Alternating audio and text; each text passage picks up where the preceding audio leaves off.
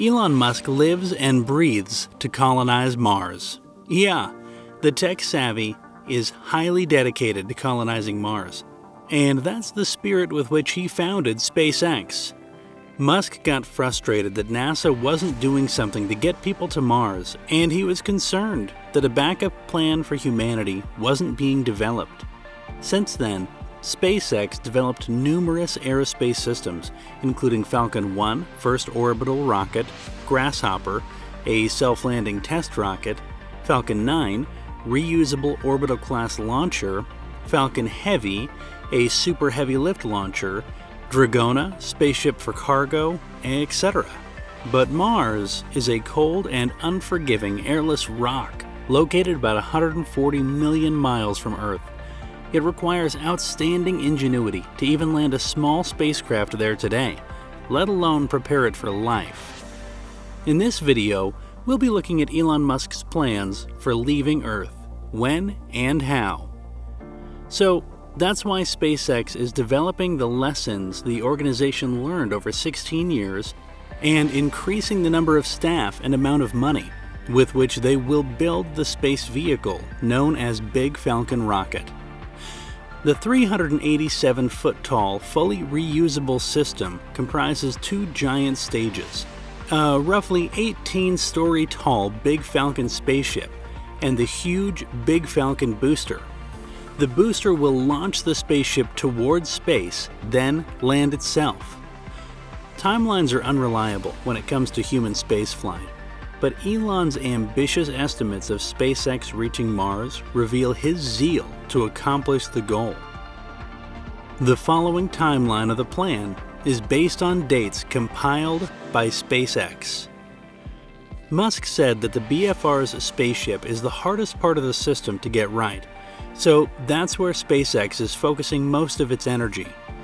The organization is building a BFR factory in Los Angeles, about 15 miles south of SpaceX headquarters. While that facility gets constructed, engineers are working under a 20,000 square foot tent to build a prototype spaceship out of advanced carbon fiber materials.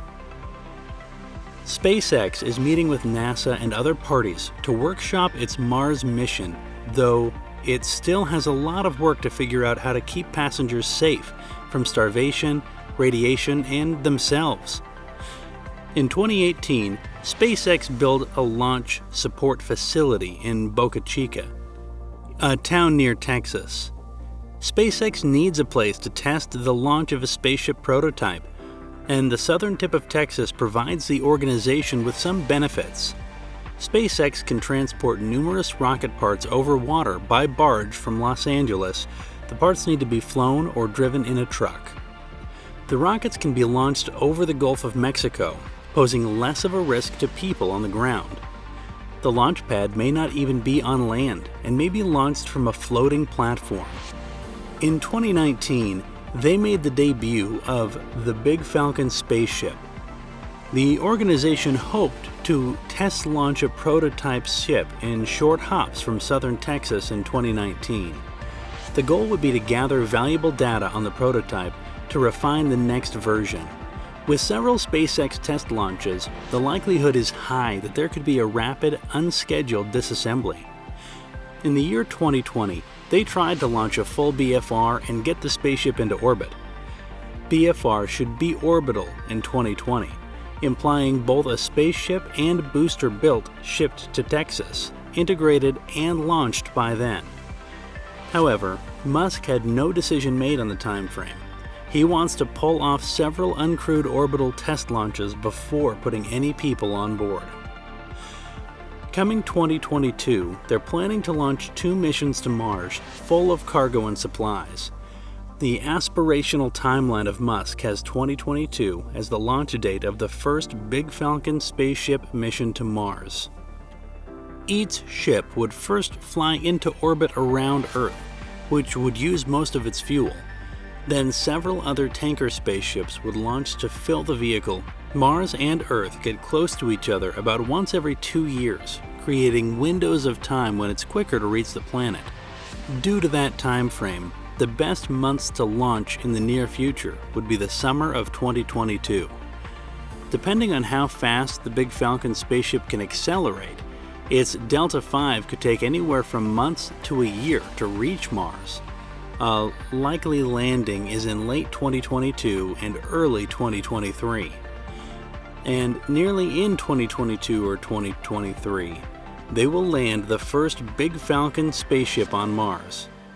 Musk wants the first spaceship to be full of cargo and machines that future missions would require.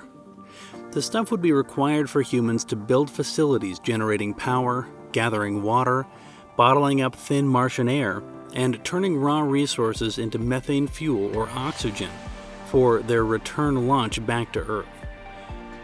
The first 2 uncrewed cargo missions would confirm the water resources in the locations you're interested in, and then determine any hazards for the mission, starting to put in place the infrastructure you'll require, like landing pads for the safe arrival of crewed missions.